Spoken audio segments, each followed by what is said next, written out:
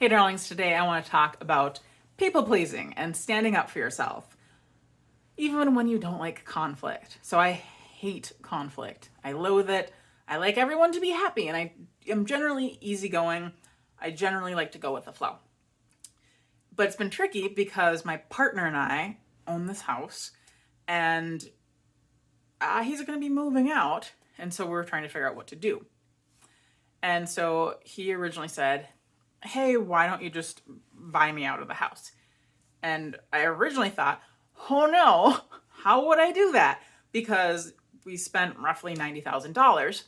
And so I was thinking, $45,000, I don't have that, oh no. And then he said, well, like maybe 20 grand. I was thinking, well, that's more doable, but I don't have 20 grand.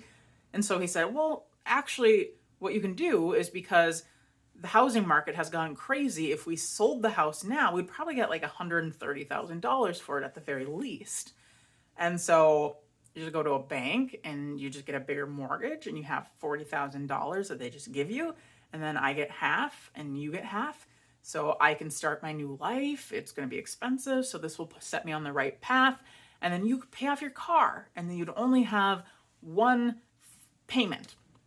And I was thinking, no, in multiple ways. Because one, I don't want to pay off my car with mortgage money, because then it's like I'm paying off my car for 30 years instead of 3. And I don't even know if the bank does that. So this is a problem, is I still need to just go talk to the bank.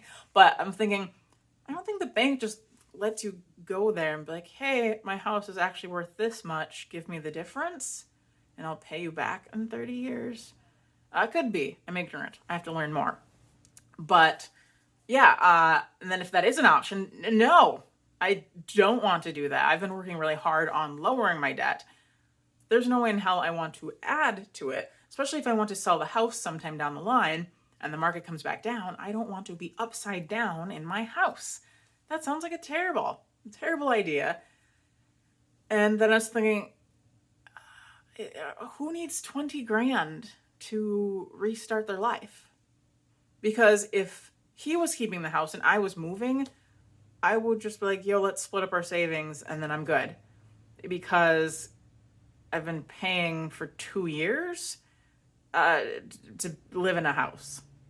Like, to me, I'm not like, give me money for the house I paid for 2 years.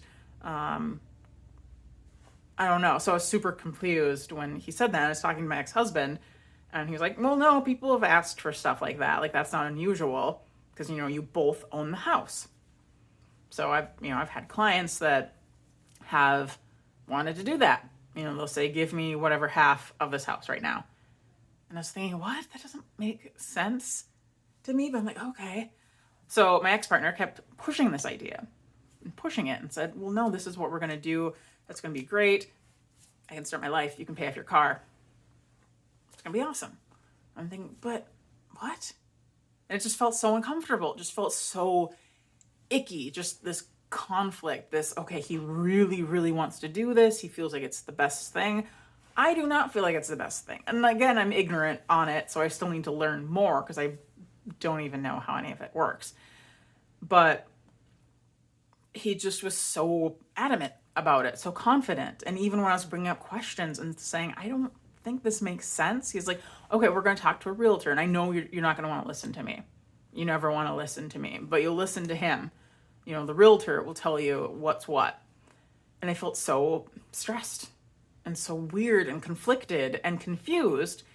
And so I was thinking, oh, how about we just sell the house? And that way it's super clear cut. Whatever profits we get, we split and we're good. Then there's no extra debt. But then I would be homeless because I'll probably be keeping the 2 cats and 2 dogs.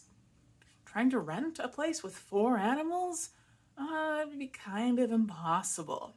I don't think that would go very well for me, and it'd be very expensive.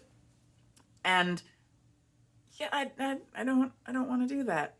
And so I had to actually sit and think for a second, because I was pondering, because he was saying, he owns half the house. No, he doesn't. We probably own like 2% of the house. The bank owns the house.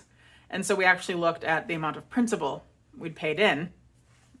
It's like that much. It is so small. And so I was thinking, yeah, how about we just half that? Whatever principal we've paid in divided by 2, you get that money. Ended up being like $1,500 or something. And he was disappointed and was saying, yeah, that's not what I was looking for, but seemed sort of at least sort of accepting. I don't know. We're still going to talk to a realtor tomorrow, but I at least felt better for speaking up for myself and for not just immediately folding and being like, okay, let's do what you want or let's sell the house. And it still feels icky. It feels like this just gross tension in my chest. Just this like, I just want to make everyone happy. But I do feel better for speaking up for myself. And then also he's been trying to get back together in several different ways. And is hurting. And it's been difficult to say no. Nope. This was a decision agreed upon by both parties that's going to be best for both parties. And it can be hard because I don't like to see anyone hurting either.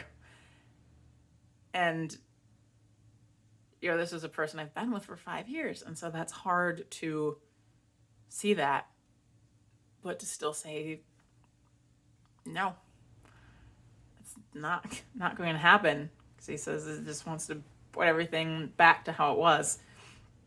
Back before we tried polyamory. And I was thinking, there's too many wounds. And, there's a person I love in the mix. Like, that's not going to happen.